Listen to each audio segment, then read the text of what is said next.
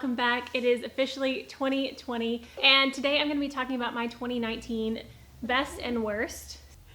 It is New Year's Eve when I'm filming this, so we're about to party. Lincoln's going to help me get through these products real quick and then we're going to go play games with family. Just dive into this. It's in no particular order.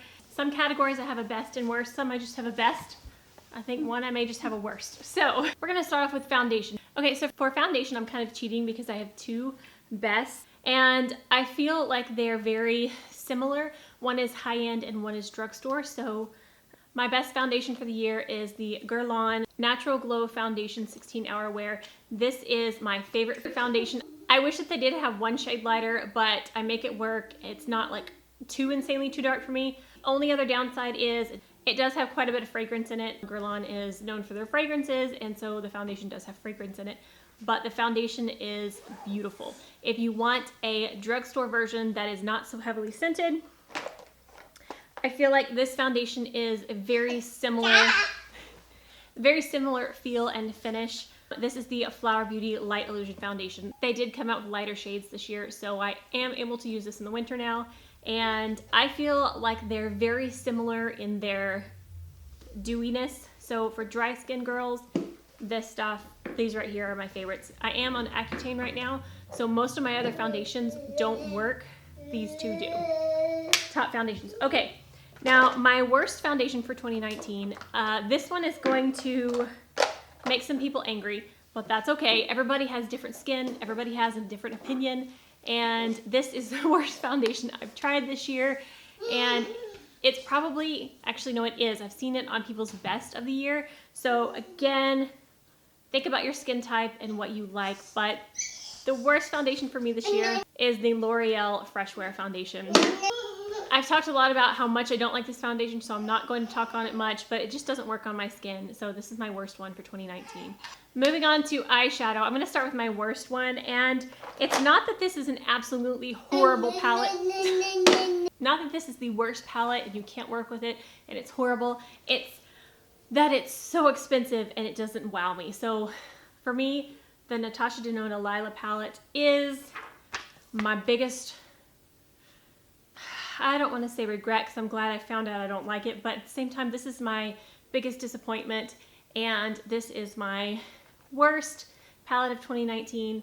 It does work, but it doesn't work well for me. I don't like it and I don't reach for it, and that to me makes it, for the price tag, the worst palette of the year for me. Best palette of the year. So I have two eyeshadow palettes that are my best of the year. This one will come as no surprise to you if you've seen my later videos.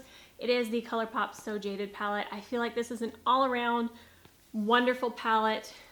Not too expensive. You get a lot of different colors to experiment with in here, but you also have a lot of wonderful neutral shades, and you can do so much with this palette.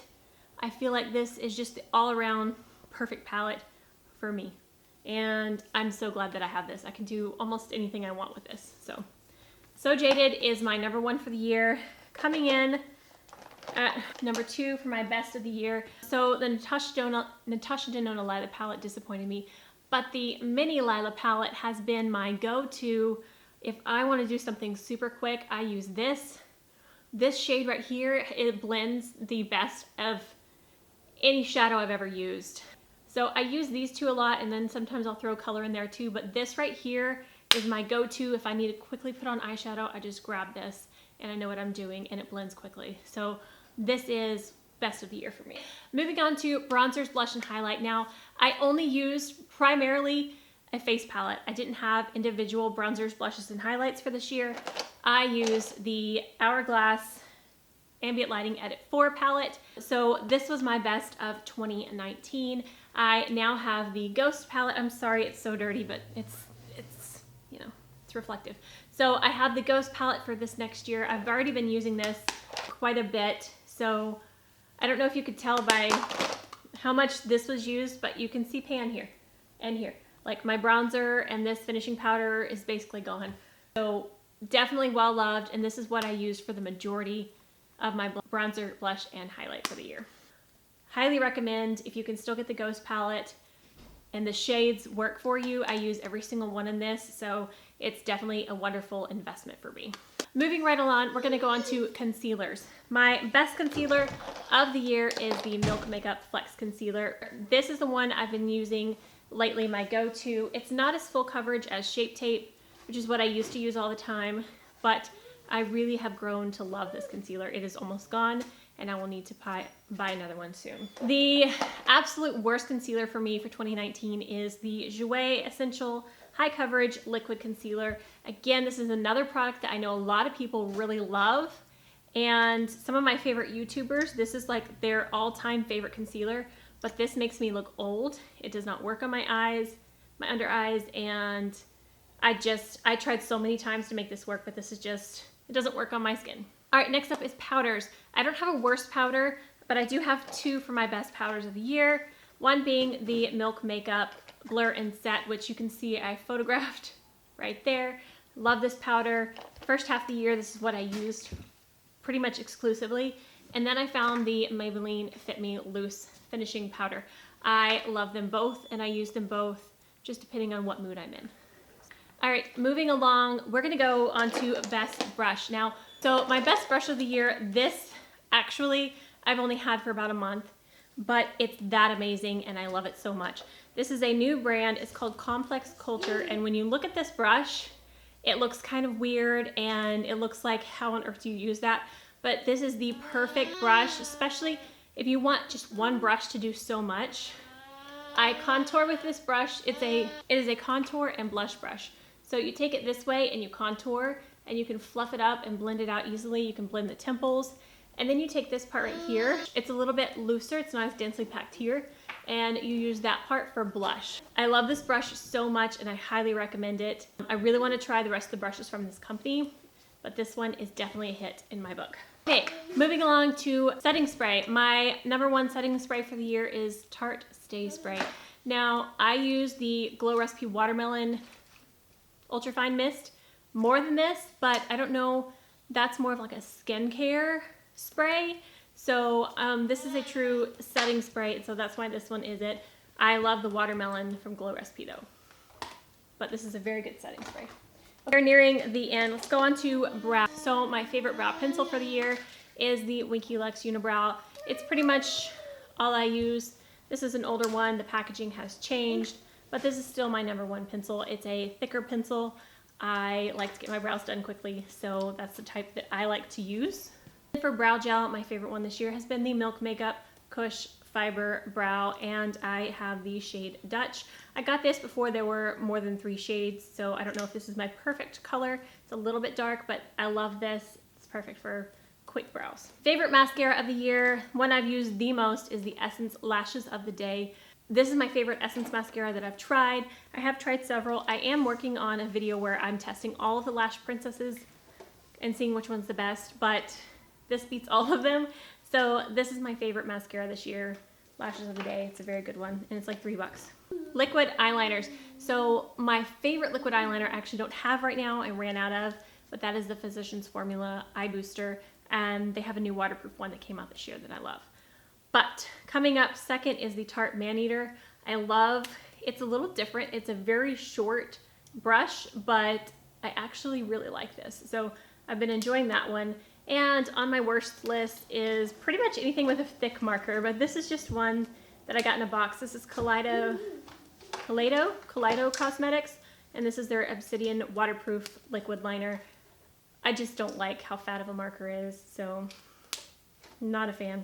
Primers. I actually haven't been using primers as much this year. I normally just use a moisturizer and a sunscreen, but my least favorite. So this is the only category I have just a worst and not a best. So this is the worst primer that I've tried this year, and it's the e.l.f. Jelly Pop. I know some people like this. I haven't really heard amazing things about it, but this is the Dew Primer. I heard a couple people say that it's kind of like the watermelon pink juice from Glow Recipe, but no, it's very, very thick, and it's sticky, and it's not really that hydrating, and it's so sticky.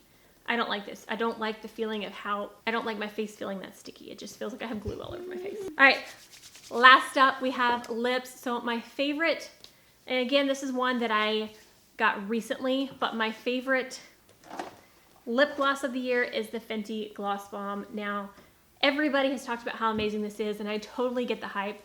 I love this stuff so much. This is the shade Sweet Mouth. This was in one of their holiday collections, but I love all the shades. They're very sheer glosses, so it's not gonna show a ton of color, but they're so juicy without being sticky. And since I am on Accutane, my lips have been so dry, and this stuff has been really, really good for that.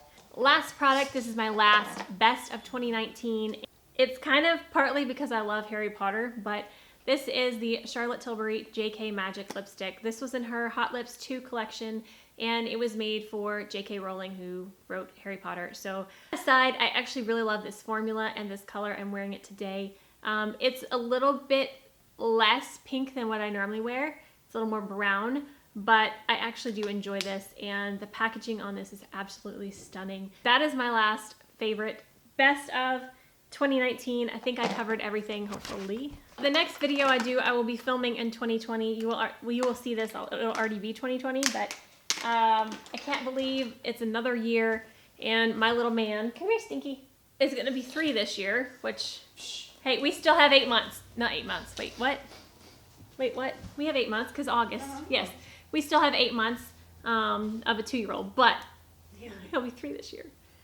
Alright guys, thank you so much for watching as always. Thank you for sticking with me throughout this year. I can't wait to see what next year brings. Hopefully we'll get back on a regular filming schedule. Oh, I love you.